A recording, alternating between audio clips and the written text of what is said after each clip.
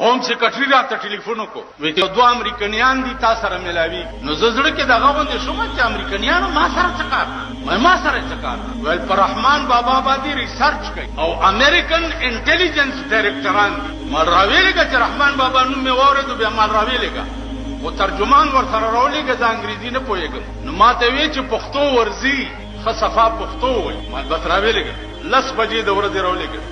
دا زما عمره ګيري سپینه ټوپای په سر وي دا زما غوندي جامع اغوستي وي کیناست دا ولي تاسو امریکن یې ویلاو دا ګيري دا ټوپای دا سپینه جامع د طالبانو غوندي ما ته وی چې دی رحمان بابا باندې ریسرچ لپاره مونږ 3 کاله په کابل کې تیر نو کابل کې بي ګيري سړې پریدینا نو د یاریم دا ګيري الته پرې امریکایان ما سره شروع شو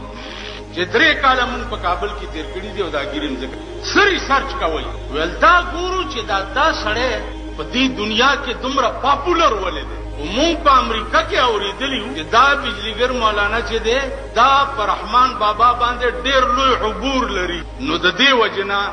مونږ هم سیکټری پترو تا ترالو چې مونږ ته دغه حالات لکوای خو تاسو ته وایم مال سم اوریدلی وای مونږ دا اوریدلی دي چې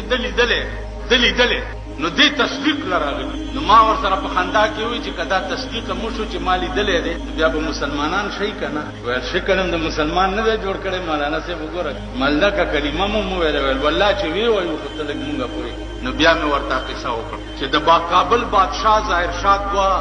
سټر علی ګلیو د سنگي مرمرو یو رحمان بابا د پاره او یو خوشحال خان پټک د پاره رحمان بابا چې په کوم ورځ فټ کولو نو زه دارالعلوم سرت کې مدرس ما یو لس بجې په سایکل زوما یو طالب سوار شو او رحمان بابا ته بتلو هم عادت اختر ورځ به مونږه رحمان بابا کې تیرول دې سره مې چې خبر وکړو ما ته وای چې بیا څه چلو شو ما کنده کنهستی و د رحمان بابا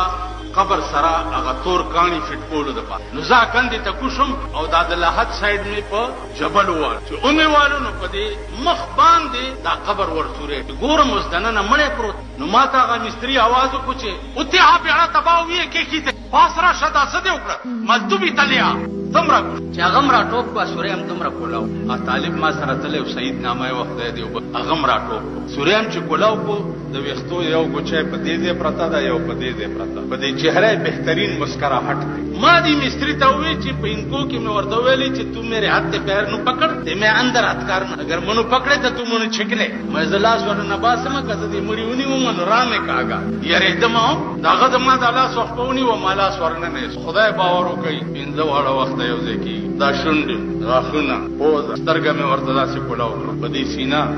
د شوي کړي خامتا کفنه دي تاسو پروت ته لکه اوسني نو عزیزانو اخر کې درته وایم چې هغه امریکایانو بیا ماته وي چې مونږ یو ټیپ راوړې دي یو دوه قصیدې مونږ ته ټیپ په خوشاوازه کې مونږ دا اورېدلې دي چې په سپیچ کې ستا आवाज ډېر ښایسته دی نو ته یو څو قصیدې مونږ ته وایې ماونه سم چې لاړ 20 غنټې ناس میاش پسې د امریکای نه بیا هم سټی ته ټلیفون وای چې دغه کې سټ مونږه صدر کلیکټن تم وورولو او هغه ویلي چې کله امریکای ته راځي چې مونږ ورته جاز ورولېګو ما هم سټی ته ویلي چې زما بل څوک امریکای ته لاړ شم د خنزیر نه را باندې بد لګي دوست چې د ما امریکای ته لګي ورته چې هغه نه جوړه دي طبيعت خدای ته وګوره چې اخلاص مې ول بیا په ټلیفون کې ما اخلاص مې کته زه نظم امریکا زما عزیزانو رحمان بابا هغه سړی دی چې امریکای په 12 کال ریسرچ کړی دی